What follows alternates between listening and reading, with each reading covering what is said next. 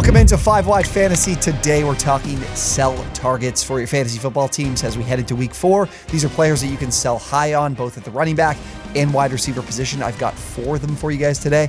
And now, just before we get into them, these are players that, there is still reason to like them and keep them on your team, but I do think at what their current value might be, now could be the perfect time to let them go. And I'll even include some targets and some players that you could look to trade for. They'll come up in those full screen assets you're going to see very shortly. But if you do enjoy today's video, you got some value from it, would really appreciate if you hit that like button. Do subscribe to the channel as well. If you enjoyed this content, we're posting each and every day around fantasy football, weekly NFL betting content, college football, you name it, we have it here on the OwnersBox fantasy channel. So we'd love if you hit that subscribe button. Let's get into these players. First up, played on Monday night, Mike Evans of the Tampa Bay Buccaneers. Into the year now, he's the wide receiver 5 so far in the season. I don't expect this performance to continue, but when you look at his reputation amongst the league, a guy who's posted 1,000+ receiving yards in 8 straight seasons now. It might even be, is this his 9th year? I think it is his 9th year. So someone that, based on the performance he's put together so far, there might be some managers in your league that believe that this is something he could continue to do throughout the year. He's posted the highest target share so far since his 2016 season, 28.1%. And it's not like a lot has changed when it comes to his competition for targets in this offense. Chris Godwin is still around, and Godwin has typically been the guy that's dominated the target share in this offense in years past. That hasn't been the case so far. So what we're looking at from a numbers standpoint for Evans, you're going to see it here, the stats for this season. His 17 receptions are 15th amongst wide receivers. His 297 yards is 6th. He scored 3 touchdowns, including one last night, and is now 2nd at the position. Here's where some of my concerns are. A lot of Evans' production has come on passes of 20+ air yards. Exactly 55% of his production have come on these plays, which is a little bit concerning. It doesn't tell me that we're going to see a ton of consistency. He's going to be reliant upon big plays. And of course, if the touchdowns do continue, he's been a guy that's capable of scoring touchdowns. The offense, though, does look to it looks like it's changed quite drastically, which is concerning to me. I didn't expect this to be the case for this Tampa offense this season, is why a guy like Chris Godwin, who I really liked, hasn't turned out so far. Right now, the Bucs go from last season being first in the NFL in pass rate at 67.9% to this season being 24th in pass rate. Now, they've had a couple of positive game scripts, but I would say actually both the Vikings and Bears game were competitive until the fourth quarter. Then the Eagles game we just had was one where they did need to throw the football, but their pass rate right now is just 53.3%. Again, 24th in the league. So if we don't get that kind of passing volume, that's going to be a concern for Mike Evans and a concern for every pass catcher in this offense. I found that the Bucs are still running the football, and it looks like it's a little bit to their detriment. And the reason for that is the coordinator change with Dave Canales coming in. They look to be a little bit more balanced, so I don't expect that to change actually as we go through the rest of this year, despite their struggles on the ground. And then as well, I'm not so sure I could trust these downfield plays to be as successful as they've been through the first 3 weeks with Baker Mayfield, the quarterback. He's 3 for 8 on passes of 20+ air yards. Actually, I guess this would improve to, I believe, 4 for 9.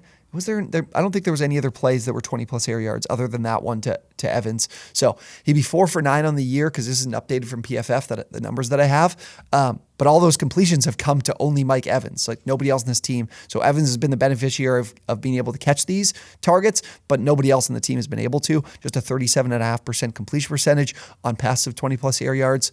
And you look at the performances against Minnesota and Chicago, you look at where those teams are at heading into week 4, they're teams that have really struggled defensively. The Eagles' performance by Evans was saved in the last few minutes of the game when he scored that touchdown, because prior to that drive, he had just 2 receptions for 13 yards.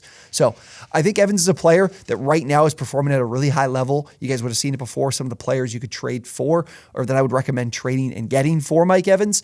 But he's someone that I think, based on his career, is someone that people see this performance and expect him to be an upper echelon guy at the position, when I still view him as a wide receiver 2 on the season. Next up, a player that potentially could have found on the waiver wire in week 1, or at least a player you took at the tail end of your drafts, and that's Nico Collins, but he's currently the wide receiver 14 in fantasy points through the first 3 weeks. So definitely someone that has vastly outperforms his expectations, and the volume and opportunity has been pretty good so far. Nothing elite, 23 targets, which is 20th at the wide receiver position, 15 receptions, which is also 20th, and 260 receiving yards, which is 10th. Here's where I have concerns, and the reason being, I've talked about this the last 2 weeks on our waiver wire videos, our must-add videos. Tank Dell and Robert Woods have both run more routes than Collins and also received more targets than Collins in now back-to-back weeks, which means in 2 wide receiver sets, Collins is a guy that's coming off the field in favor of these 2 guys. Robert Woods more as the slot, Tank Dell is that outside guy. And look, the numbers have been great for Collins. Collins has put together some solid weeks. Obviously, this past week wasn't great, but I think now is the time to sell because Collins has never dominated target share, whether when he was in his college career at Michigan or with the Houston Texans. And last year, he had the opportunity to do so because Brandon Cooks missed a ton of time for this offense, but Collins still posted a very modest 19% target share, which ranked 29th at the position. And now he has Tank Dell, and Dell did not play really much at all in week. Well, he probably played, but I think he played about half the snaps, maybe less in week 1. Because Noah Brown was actually the guy that was running out there over Dell. But since he got hurt, went on to IR, Dell has stepped in and has immediately demanded volume and target share, more so than Collins has, like we talked about. But as well, this isn't really that surprising for Dell because Dell is a not only very talented player, but one that has significantly demanded target share in college. At Houston, in his 3 seasons at Houston, he had at minimum a 33% target share, and in his final season, maybe one of the most insane stat lines I've seen in a season from any college player: 154 targets, 109 receptions, and this is a guy who played 12, 13 games as opposed to playing obviously 17 games in an NFL season. Dell has proven to be able to be a significant target hog in an offense, and he's doing that right now. And as well for Dell, he's also a player that isn't really, he's undersized, but this isn't a gimmicky player. Like in college, he wasn't someone that just would see plenty of wide receiver screens and kind of create yards after the catch. He was a downfield threat. He was a player that made plays at all levels of the field, and he's kind of doing that for the Texans right now. So I think Dell is the number 1 in this offense moving forward, and we could see Collins continue to put together performances that are more in between the skyrocket first 2 weeks and what we saw this past week, which was really disappointing. But I think right now might be the time before a lot of your league mates might realize that Collins is not the wide receiver 1 for this Houston Texans team, and instead it's Dell. Dell might be someone you can get for free. Collins is someone that I've found a few people in my league have been asking me about and what I'd be willing to do to give him up. He's someone I'm actively looking to trade because I do believe in the Texans offense. I think it's gotten a lot better. I don't think it's an elite unit by any means, and it's been playing really, really well the first couple weeks of the season. So anything that really declines in that area of their offense as well in the passing game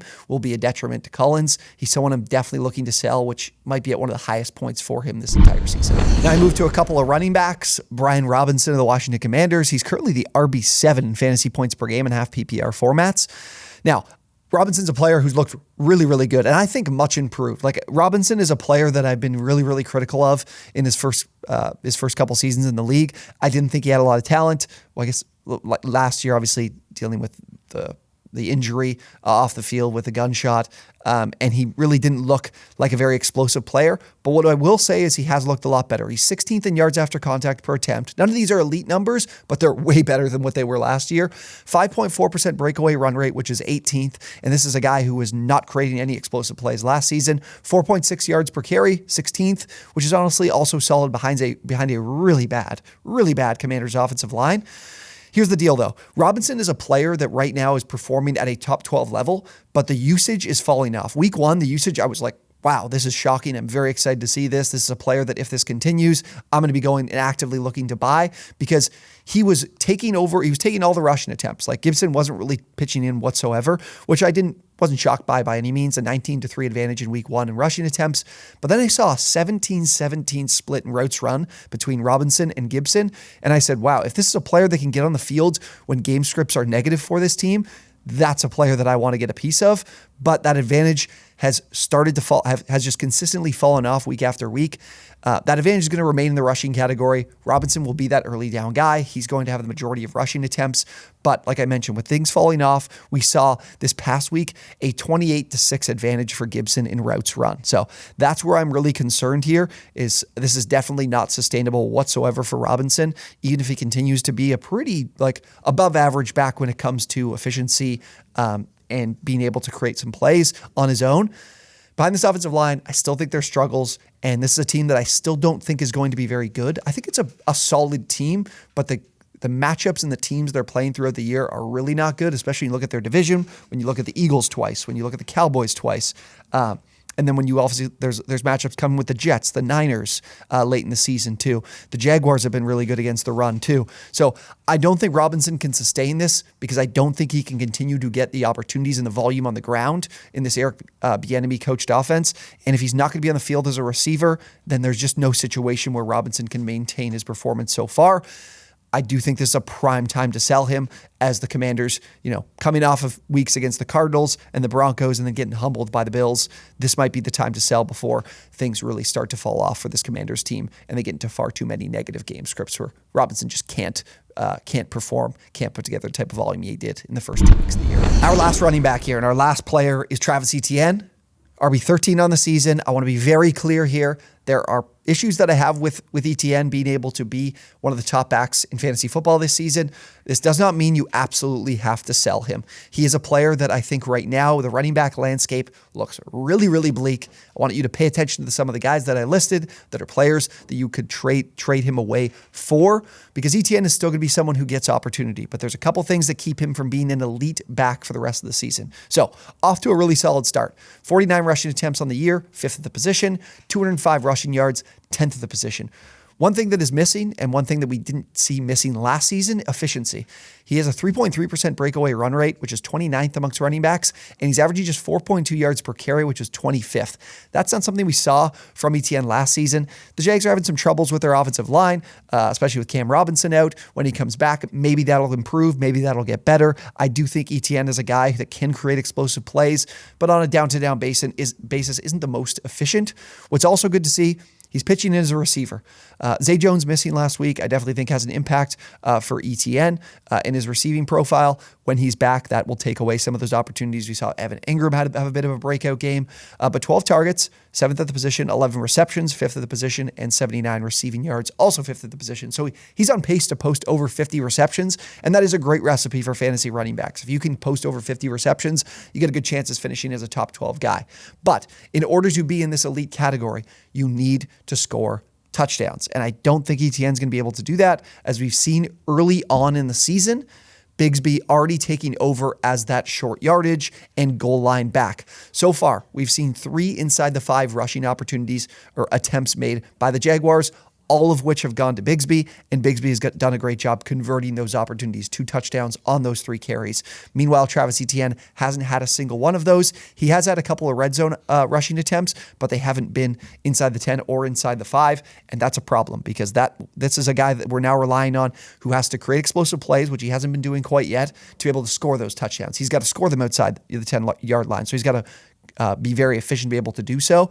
That's my biggest concern here with Etienne. And again, we're not looking to absolutely sell right now based on these performances so far because the volume's still there. Bigsby's not kicking in a ton of rushing opportunities, pitching in on really much in the receiving work. He is getting opportunities as a rookie, which is a little bit concerning. Not a ton, though. So really what I want you to do is utilize his utilization so far to get an all-encompassing back, get a guy that does all these things for their team. Guys that are doing that right now.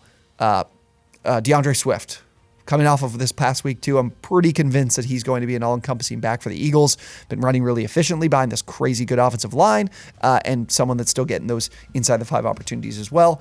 Aaron Jones, A.J. Dillon has just been atrocious in his in spelling him since he's been away with his injury. Austin Eckler missing time. Once he's back, we know what his role is, especially with Josh Kelly's struggles. Saquon Barkley, I'm willing to take a shot on as someone I know that is banged up, but will be back soon. And if anyone thinks that Bijan Robinson still isn't an elite back in this league, I would be looking to take advantage and use Travis Etienne to be able to do so. So those are some guys, again, listing that you could use Travis Etienne to acquire. All right, those are my 4 favorite sell-high targets heading into week 4 of the fantasy football season. Again, guys, if you did get some value out of this video, do appreciate it if you do hit that like button, subscribe to the channel as well. I'll have more content like this every single Tuesday coming out on the channel, so would really appreciate if you join us. If you have any questions about these guys or any trades you're looking to make, happy to answer those in the comments down below. I know we always get a lot of those, and happy to talk through those with you, so drop those in the comments. Thank you guys so much for watching, and we will see you on the next one.